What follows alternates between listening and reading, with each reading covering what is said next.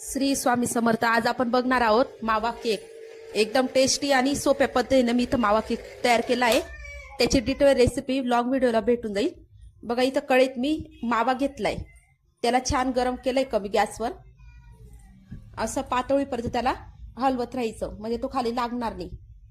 आता त्यात मी दूध घातलंय. याचं मी किती प्रमाण घेतलंय काय घेतलंय त्याचं डिटेल व्हिडिओ मी खाली त्रिकोणी बटन क्लिक करा, तिथं मिळून जाईल.